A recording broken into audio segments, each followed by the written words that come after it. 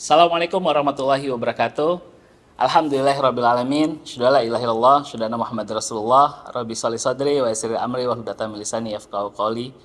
Bapak Ibu, perkenalkan saya Dr. Muhammadi, Direktur Medis Rumah Sakit Yarsi, memberikan pernyataan konferensi secara resmi per tanggal 13 November 2025 bahwa kami Rumah Sakit Yarsi telah melayani pasien korban ledakan SMA Negeri 72 Jakarta dengan jumlah 26 orang dengan rincian sebagai berikut: 8 orang dilakukan dirawat jalan, 18 orang dilakukan dengan rawat inap.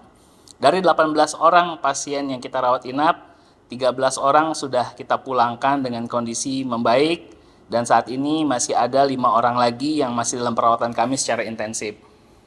Kelima orang ini akan melanjutkan perawatan pemberian antibiotik, antiinflamasi, maupun rencana tindakan untuk perbaikan gendang telinga melalui operasi. Sedangkan satu pasien yang mengalami trauma abdomen hebat dan yang menyebabkan adanya gangguan pada fungsi organ dan luka bakar, itu masih kita rawat di ruang intensif, di ruang pediatric intensive care unit Rumah Sakit Yarsi dengan kondisi stabil, dan direncanakan akan melakukan beberapa kali prosedur kembali untuk penanganan luka bakar pasien tersebut. Bapak Ibu sekalian, kondisi pasien yang kita temukan saat masuk Rumah Sakit Yarsi mayoritas adalah gangguan tuli mendadak atau kita kenal dengan hearing loss. Ini terjadi akibat adanya ledakan pada lokasi kejadian yang menyebabkan gendang telinga para korban mengalami gangguan. Mulai dari gangguan sederhana berupa gangguan akustik pada rumah siput dari gendang telinga, maupun sampai dengan luka robek pada gendang telinga, mulai dari intensitas yang ringan sampai yang sedang.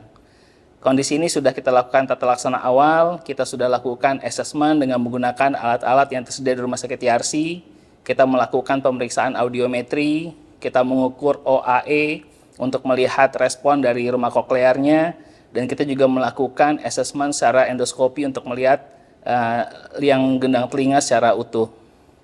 Dari kondisi tadi, kita dapatkan 9 pasien mengalami kerobekan di gendang telinga, mulai dari yang ringan sampai yang sedang, dan sisanya mengalami gangguan akustik. Sedangkan 1 orang korban yang kondisinya kritis dirawat seperti saya sampaikan di ruang pediatric intensive care unit. Kita kepada yang pasien yang mengalami gangguan telinga, saat ini penanganan kita adalah pemberian obat-obatan untuk tahap awal, memberikan antibiotik, antiinflamasi, dan selanjutnya beberapa yang tidak mengalami kerusakan pada gendang telinga, kita lakukan proses perawatan menggunakan oksigen bertekanan tinggi, yaitu dengan hyperbaric chamber. Nah, ini sudah dilakukan bertahap. Ini akan kita lakukan nanti sebanyak 10 kali dan dilakukan bertahap melalui rawat jalan.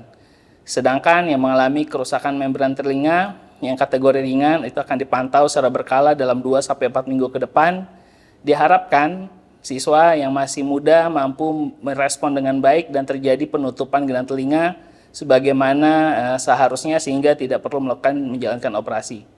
Sedangkan ada 3 orang yang kita siapkan untuk melanjutkan dengan operasi dikarenakan kategori yang sedang, dan ini akan dilakukan secara bertahap oleh tim dokter di Rumah Sakit Yarsi.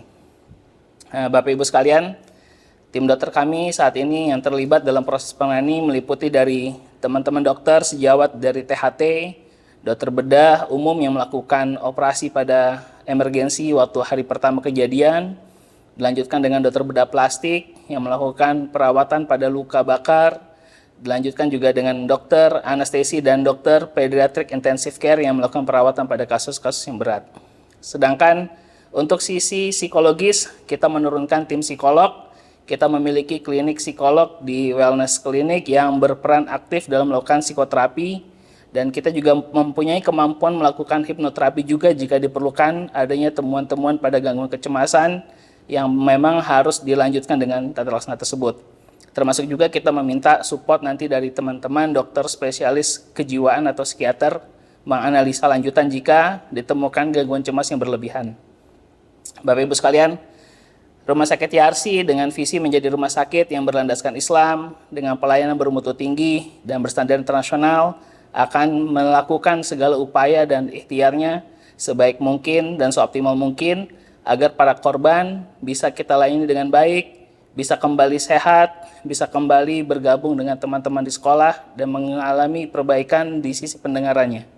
Insya Allah ikhtiar ini akan kita lakukan secara optimal dan kami turut berduka dengan kejadian ini. Semoga kejadian ini tidak akan terjadi kembali dan teman-teman safe dan selamat dalam menjalankan pendidikan hingga selesai pendidikan di SMA Negeri 72 Jakarta. Demikian atas perhatiannya. Wabillahi taufiq wal hidayah. Assalamualaikum warahmatullahi wabarakatuh.